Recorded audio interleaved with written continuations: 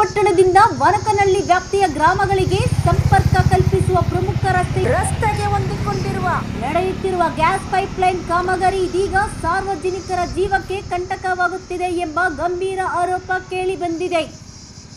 ಈ ಕಾಮಗಾರಿಯಲ್ಲಿ ಯಾವುದೇ ಸುರಕ್ಷತಾ ಕ್ರಮಗಳನ್ನು ಅನುಸರಿಸಲಾಗುತ್ತಿಲ್ಲ ಎಂಬುದು ಸ್ಥಳೀಯರ ಅಸಮಾಧಾನಕ್ಕೆ ಕಾರಣವಾಗಿದೆ.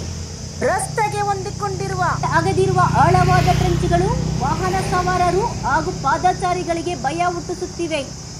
ವಿಶೇಷವಾಗಿ ರಾತ್ರಿ ವೇಳೆ ಬೆಳಕು ವ್ಯವಸ್ಥೆ ಇಲ್ಲದೆ ಬಿಟ್ಟಿರುವ ಈ ಗುಂಡಿಗಳು ಪ್ರಾಣಾಂತಕವಾಗಿ ಪರಿಣಮಿಸುತ್ತಿವೆ. ಯಾವುದೇ ಸೂಚನಾ ಫಲಕಗಳು ಇಲ್ಲ. ಇದರಿಂದಾಗಿ ಅಪಘಾತಗಳ ಭೀತಿ ದಿನದಿಂದ ದಿನಕ್ಕೆ ಹೆಚ್ಚುತ್ತಿದೆ.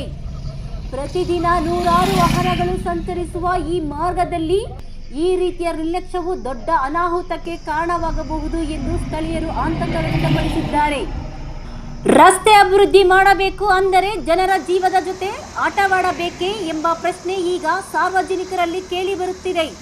ಪಾದಚಾರಿಗಳು ಮತ್ತು ಶಾಲಾ ಮಕ್ಕಳಿಗೆ ಈ ಮಾರ್ಗದಲ್ಲಿ ಸಂಚರಿಸುವುದೇ ಭಯಾನಕ ಅನುಭವವಾಗುತ್ತಿದೆ. ಇನ್ನೊಂದು ದೊಡ್ಡ ಪ್ರಶ್ನೆ ಏನೆಂದರೆ, ಈ ಗ್ಯಾಸ್ ಪೈಪ್ಲೈನ್ ಕಾಮಗಾರಿಗೆ ಸಂಬಂಧಿಸಿದಂತೆ ಅಧಿಕಾರಿಗಳಿಂದ ಸರಿಯಾದ ಮಾಹಿತಿ ಪಡೆದಿದೆಯೇ? ಸುರಕ್ಷತಾ ನಿಯಮಗಳನ್ನು ಉಲ್ಲಂಘಿಸುತ್ತಿರುವ ಈ ಕಾಮಗಾರಿಯನ್ನು ಯಾರು ನೋಡಿಕೊಳ್ಳುತ್ತಿದ್ದಾರೆ? ಸ್ಥಳೀಯರು ಹಲವು ಬಾರಿ ಗಮನ ಸೆಳೆದರೂ ಸಂಬಂಧಪಟ್ಟ ಅಧಿಕಾರಿಗಳು ಮೌನವಾಗಿರುವುದು ಅನುಮಾನಗಳಿಗೆ ಕಾರಣವಾಗಿದೆ. ಜನರ ಜೀವಕ್ಕೆ ಅಪಾಯ ಉಂಟು ಮಾಡುತ್ತಿರುವ ಈ ಕಾಮಗಾರಿಯನ್ನು ತಕ್ಷಣ ನಿಲ್ಲಿಸಿ ಸುರಕ್ಷತಾ ಕ್ರಮಗಳನ್ನು ಕಡ್ಡಾಯಗೊಳಿಸುವುದು ಅಗತ್ಯವಾಗಿದೆ.